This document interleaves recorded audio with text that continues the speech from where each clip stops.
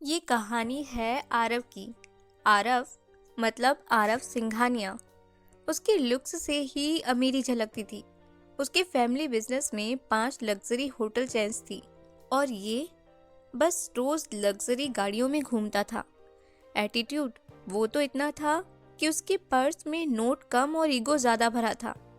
अब आरव के सबसे शानदार होटल द इम्पीरियल के ठीक बाहर एक छोटा सा ठेला लगता था।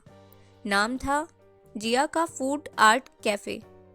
जिया एकदम सादगी, लेकिन उसके खाने में और उसके बनाए हुए छोटे छोटे स्केचों में जो स्वाद और हुनर था वो आरव के 5 सितारा होटल में भी नहीं मिलता था।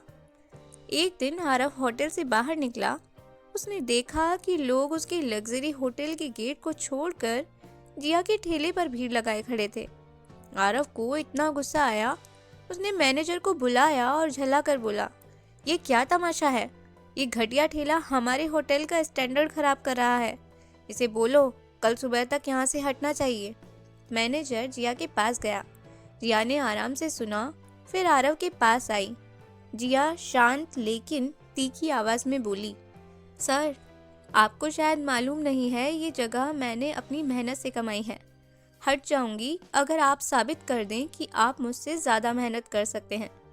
आरव हंसते हुए बोला, क्या मजाक है? तुम्हें पता भी है मैं कौन हूँ? मैं जब चाहूँ ऐसे 1000 ठेले खरीद सकता हूँ।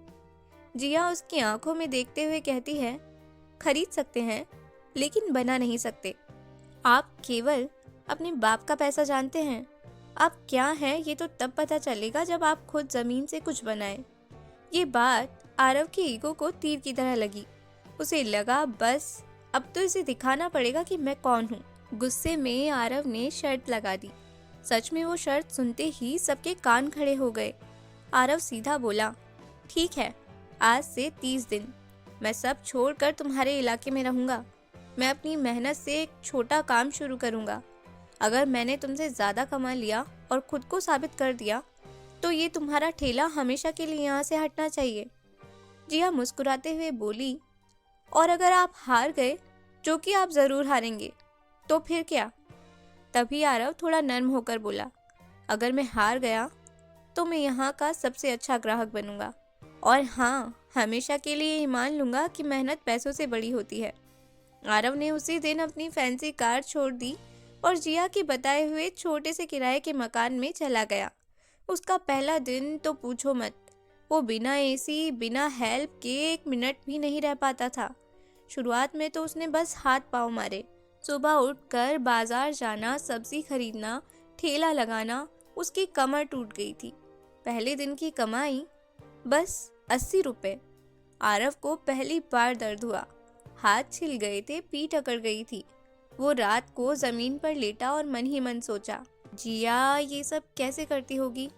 जिया दूर से सब देख रही थी।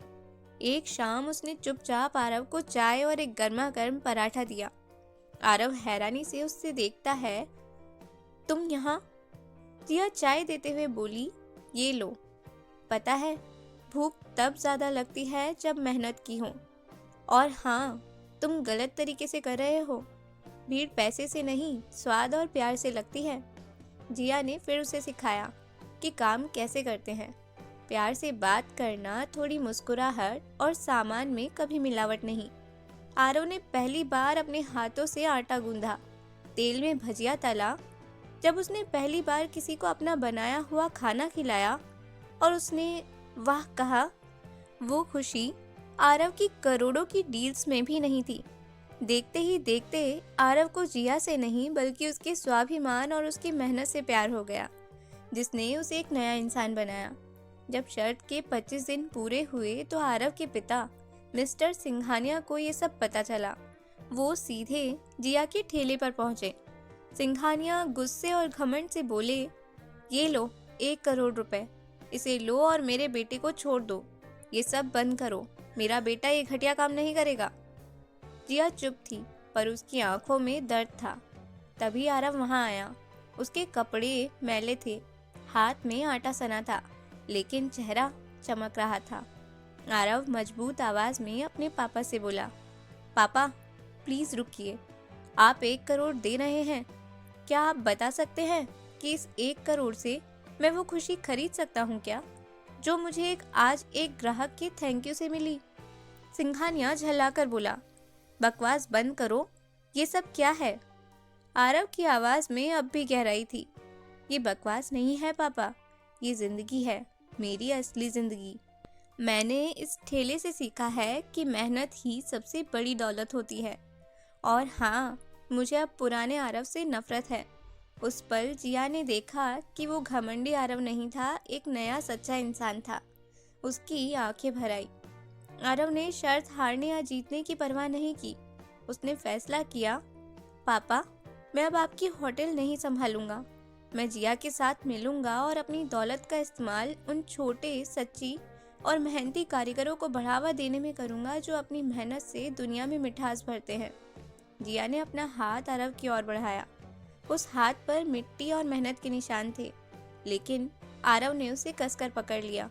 बस इस तरह करोड़ों की अमीरी वाला लड़का एक छोटे से ठेले के स्वाभिमान से हार गया और मेहनत के स्वाद से जीत गया।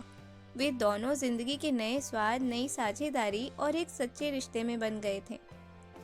तो दोस्तों, ये थी हमारी कहानी करोड़ों का स्वाभिमान, एक ठेले का स्वाद।